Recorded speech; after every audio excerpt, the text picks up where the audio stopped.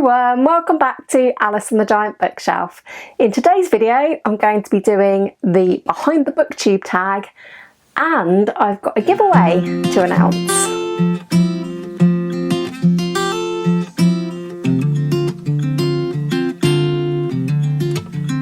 Hi everyone, welcome back to my channel, or welcome if you are new. My name's Alice and I have way too many books.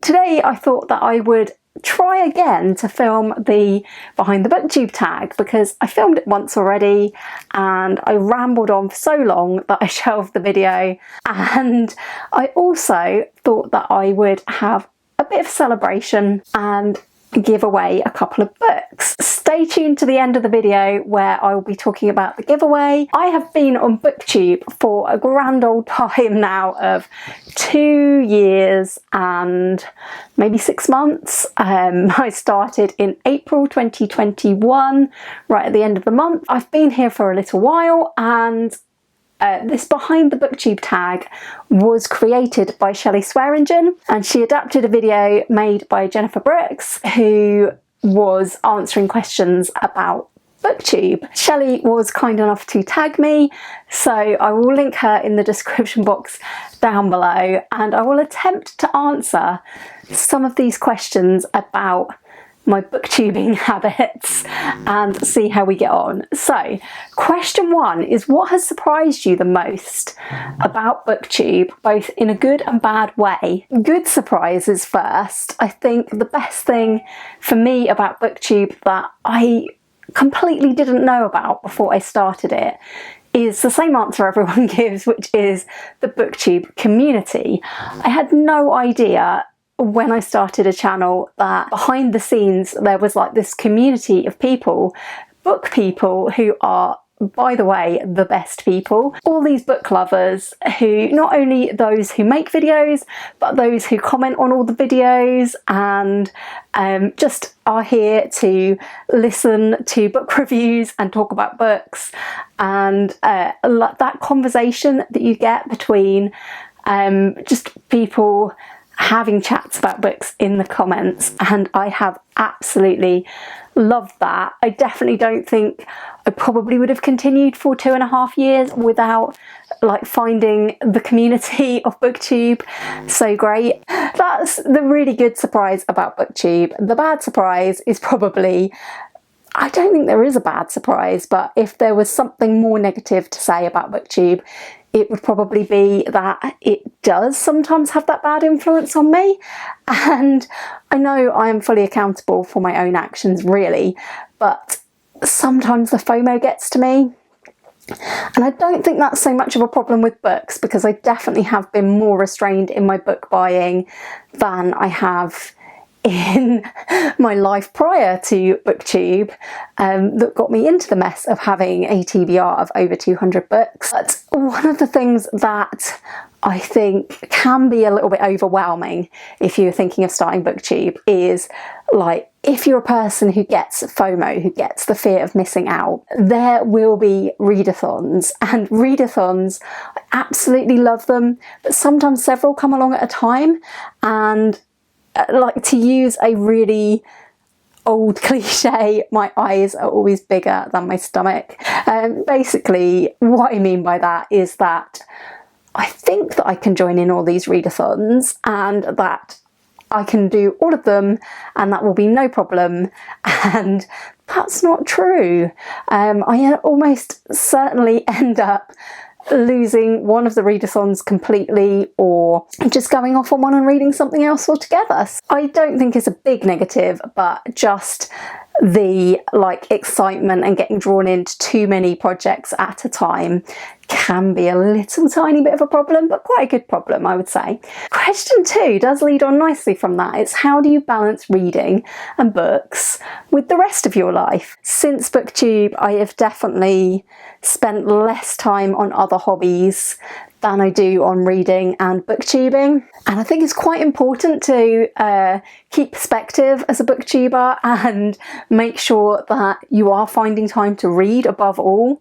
Making content is great and it's fun, but if you've not read any books or bought any books or done anything to do with books, you're unlikely to be able to make very much content. So making time for reading is really important to me, and it has been forever, since before BookTube. So very rarely does a day go by where I don't find some time for reading. Sometimes I find that it may get to the evening and I don't feel particularly motivated to read, and in that situation sometimes I will decide not to read, but most times I will try and fit in a little bit of reading in the evening. Most mornings I will wake up and do a little bit of reading before I get up, just to again squeeze that in. And I found audiobooks super helpful since starting on BookTube. I really enjoy audiobooks when I'm doing other things that my life demands, like cleaning and sorting out the washing and that sort of thing. I can listen to audiobooks while driving as well. I think there's a reasonable balance at the moment. Like, I don't spend all of my time booktubing. I try not to spend all of my time reading, but it's very tempting, especially with the nights drawing in, to cozy up on the sofa and just read. Question 3. Have you ever thought about starting a Patreon? If you're unfamiliar with Patreon, Patreon is like basically a subscription type service that a lot of booktubers will have a Patreon where, in exchange for extra content or something like that, Patreons or subscribers pay a monthly fee. I have thought about Patreon, particularly as my channel has grown a bit, but I feel like at this point in time I am waiting to think about whether anybody is actually interested in that. So if you would like to comment anything about Patreon in the comments, please do. I would love to hear from you. And secondly, I would not want to create a Patreon without feeling like I was offering something extra, but I don't necessarily want that to be extra content, because I feel like I like my content to be here free on YouTube for anybody to watch, and I don't feel like I want to make extra content that I'm not sharing with everybody. That's one of my thoughts. I think a fair few booktubers do have Patreons that involve book clubs, and that is something that I'm interested in doing. It just needs to all be manageable on my side, but also I think needs to represent value for money. So it's something I think about, but not something I am ready to take the plunge with yet. I do now have a buy me a coffee Ko-fi page. I haven't mentioned it, but it is linked in my description box every video. Obviously, if I was to get any tips on my coffee page, I would put it towards either things for the channel, like updating equipment, or towards more books to review on the channel. Question 4 is, have you made any mistakes on BookTube? Many's the time I've filmed a video and discovered afterwards that I didn't put my microphone on. I haven't done that one for a while actually. Or that I've filmed an entire video that has no sound because my microphone had stopped working, or filmed an entire video and then realised that something on my face or on my clothes, and videos that have had to be scrapped. One mistake that I still make on a very regular basis is talking too much and then having hours and hours of editing to do. So I do need to get better at not waffling on. That would be good. Question 5 is, do you have any advice for new booktubers? My main advice is to do booktube how you want to do booktube, because I don't think you will get the maximum out of it if you are like trying to please other people. For some unknown reason, I enjoy talking to my camera about books almost as much as I enjoy talking to people in real life about books.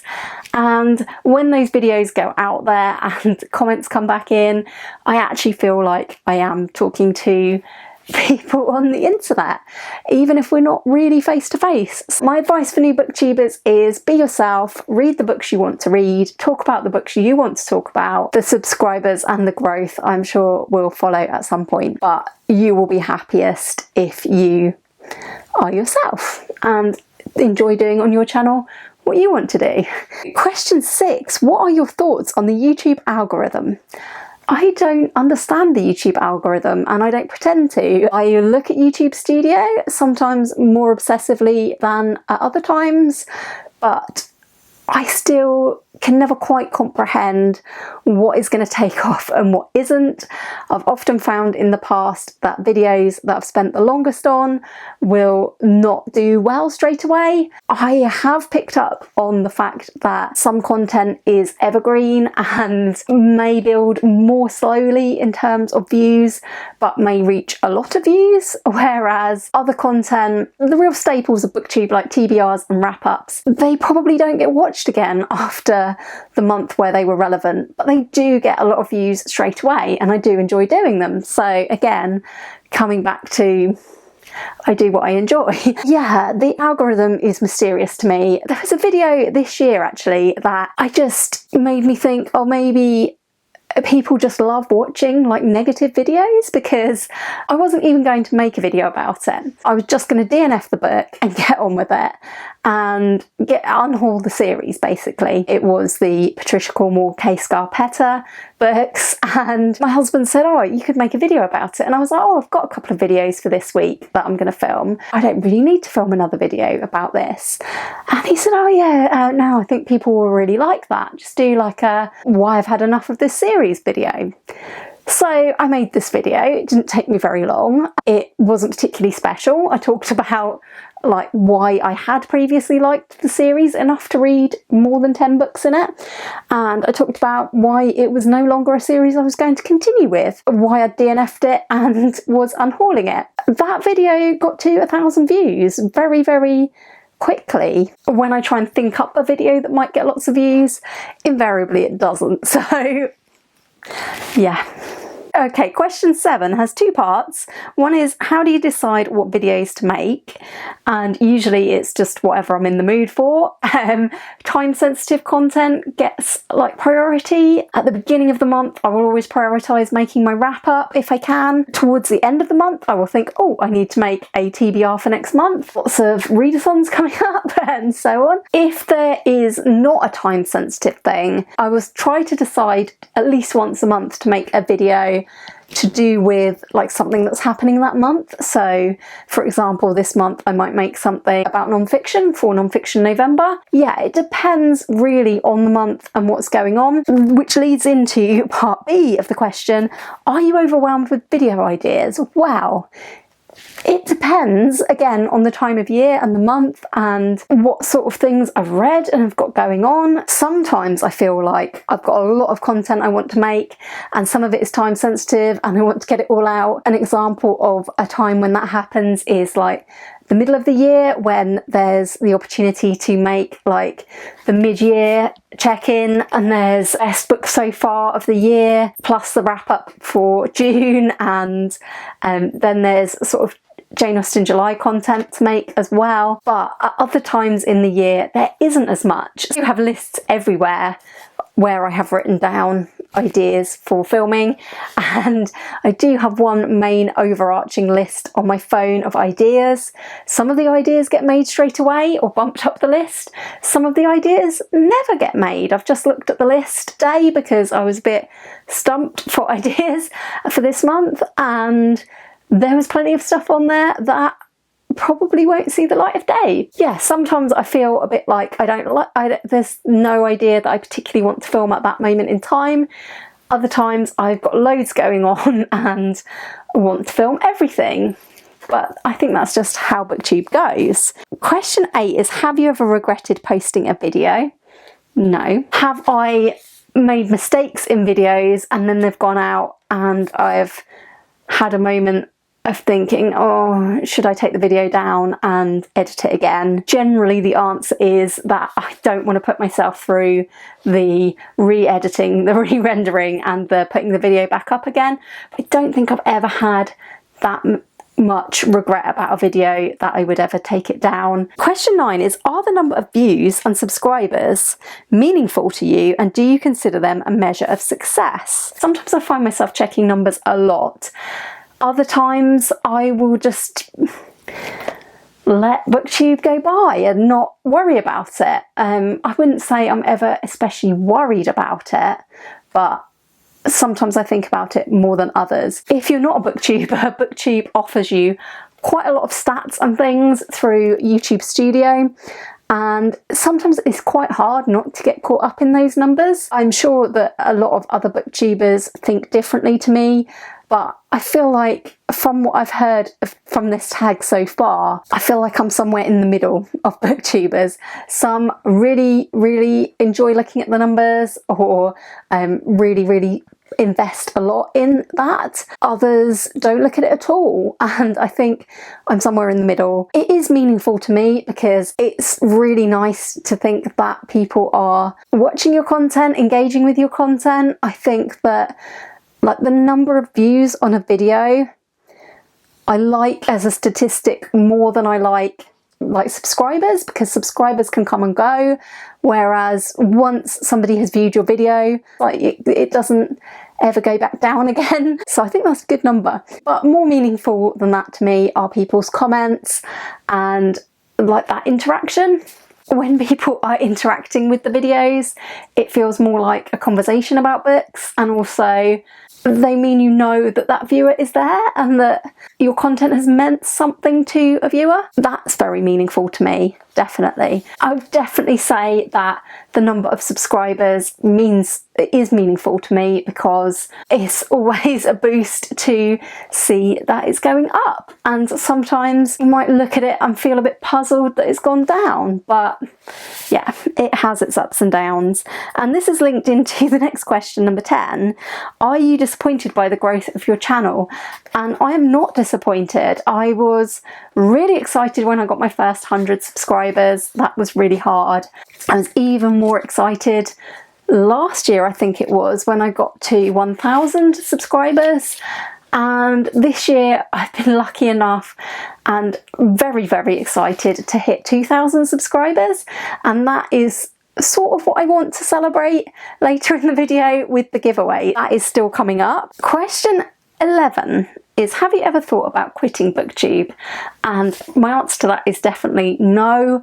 I have just really enjoyed myself. There have been times where I don't feel motivated to make videos, and when that happens I try to not let it get to me, because as humans sometimes we have inspiration and sometimes we don't. Sometimes we feel like doing stuff, especially hobbies, and other times we don't. So I don't think I've ever had a really big gap in making videos, but I've never had the feeling that I wanted to quit, never for more than a few seconds anyway. I've just enjoyed doing it from the beginning, watching it grow. It's lovely to feel like you have a community of people that you talk to about books on a regular basis. I wouldn't want to quit.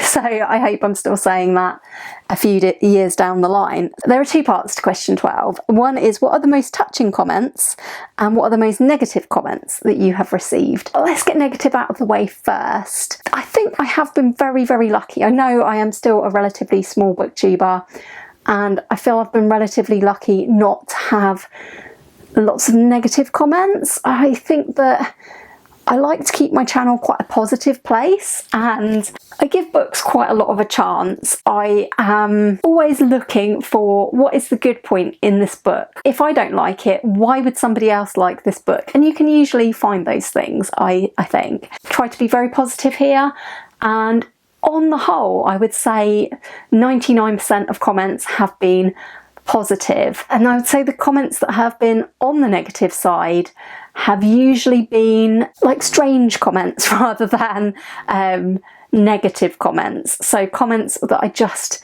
haven't quite known what to answer to them, and fingers crossed that is the worst it has got so far. So touching some wood, I've been very lucky to not have too many negatives. What are the most touching comments? My favourite comments that are guaranteed to make my day are people saying that they've gone out and they've read a book that I've recommended and that they've loved it. There is no more satisfying feeling to me. I feel like I got into BookTube because I wanted to talk about books. I wanted to recommend books to people, and when I was teaching I always wanted to recommend books. I wanted to share the love of reading with the children in my class, and there was no greater feeling than when they loved a book that I shared with them that I also love. So when I share a book that I've really loved, or even that I've very much liked, I love it when I get a comment saying, "Thank you for recommending this book, I loved it." Makes my day. I'm a very simple soul. It's very, very nice to receive those comments. Like, other comments that have really, really touched me have been about projects that I've done, like the plod along with Gemma Books and Charlie Book Reads earlier this year. It was so nice to have feedback from the people who were joining us week in, week out to talk about the Women's Prize and their experiences and just reading in general. It's been lovely to hear comments about how much people loved that and how much they want it to happen again, and that was just really lovely. The same with FOMO Book Club. It's so delightful to me when we get feedback about having picked a great book. Obviously, when we picked the FOMO books, these are books that we were fearing missing out on, so we didn't know if they were going to be good books or not. So it's been really, really joyful to share reading those books for the first time with lots of people on here, and to get feedback from them that it's a favourite book for them or something like that really cheers me up, and I love that. The last question is, in regards to Booktube, where do you see yourself in 5 years? I've seen other people do this video and say they are completely unable to plan for the future, and I am not a future planner. I can plan ahead to tomorrow. I can plan ahead to maybe next month in terms of like books I might read and that type of thing. But life plans and future plans, I find it very, very difficult to think about the far future. So let us hope that in 5 years I still want to make videos about books, that I'm still here, I'm still chatting with all of you lovely people, and that maybe along the way I have gained a few more subscribers and we've still got our lovely community here. Booktube has been an endless source of joy and surprise to me ever since I started. The people that I have met through Booktube, Booktubers I've met up with, have all been absolutely just brilliant people who are absolutely lovely in real life as well. Coming back to the thing that surprised me the most about Booktube from the very first question was, if you would have told me like 2.5 years ago that I would actually make real life friends out of Booktube, I would not have believed you, but I have. And I think that these people are wonderful, and that's all I'm going to say about them, because they know who they are.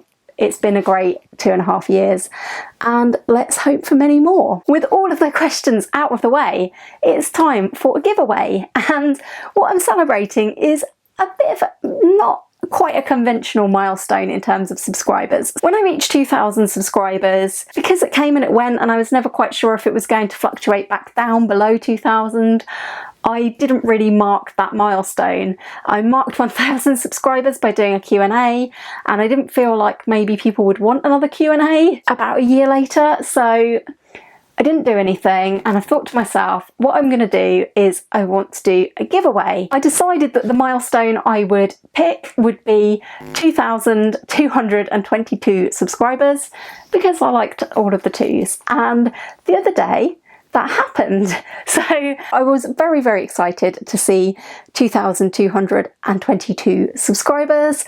Thank you all for being here, and to say thank you, I wanted to do a giveaway. Unfortunately, at this time, this giveaway in particular will not be international, because I do have the physical books here. They would need to be posted within the UK because of postal logistics. Stay tuned, because I will do a giveaway for my international subscribers as well. Do look out for that. But this one is going to be 2 books that I have that I would like to give away to my Booktube community, to somebody who will enjoy them, in one case as much as me, and in the other case a lot more than me, hopefully. So let's start with the one that I DNF'd, and I want to give this away because it's a really, really beautiful looking book, and it was this beautiful cover that drew me into this book.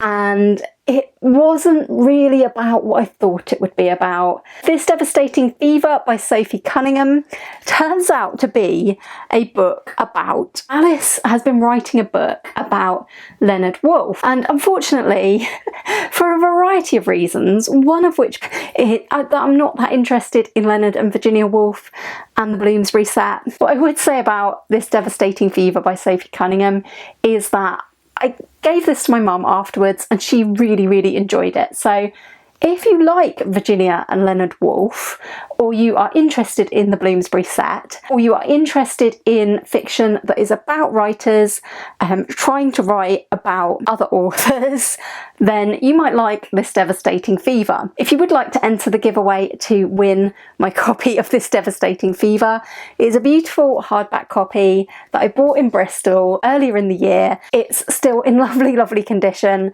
and I would love this to find a home with somebody who would really love to read this. The winner will be picked randomly.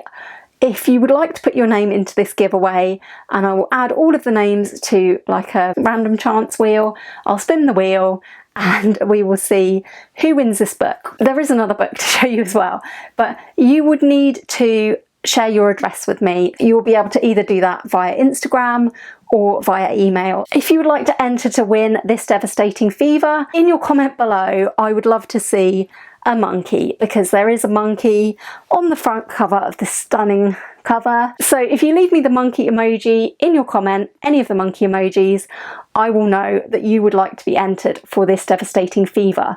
And please do enter for both of the books. I will spin the wheel separately for both, but it will definitely be two separate winners. So the second book I'm going to be giving away is a book that I absolutely loved last year and was longlisted for the Women's Prize and was robbed of a place on the shortlist, and that is Careless by Kirsty Capes.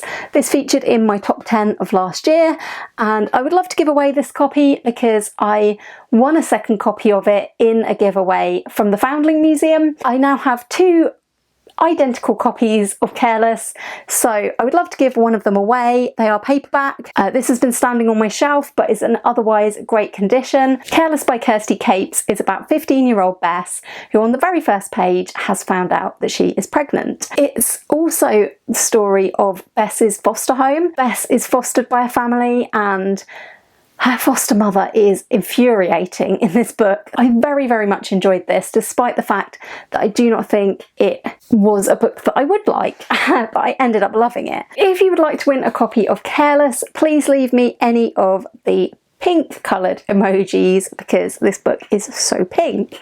Pink emoji in your comment if you would like to win this one. Any kind of monkey emoji in your comment if you'd like to win This Devastating Fever. I'm going to leave the giveaway open for a week and then I will draw the winner. Make sure that you comment something down below. It can be anything to do with this video, booktube, or leave me a separate comment with a pink or a monkey emoji just to say that you would like to enter the giveaway. I have absolutely loved 2.5 years of booktubing and 2,222 subscribers.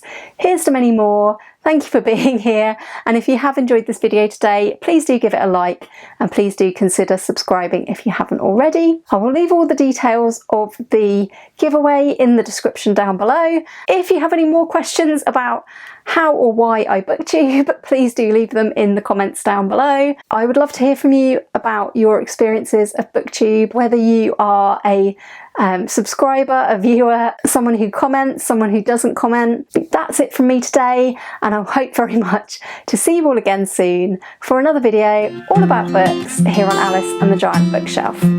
Bye for now.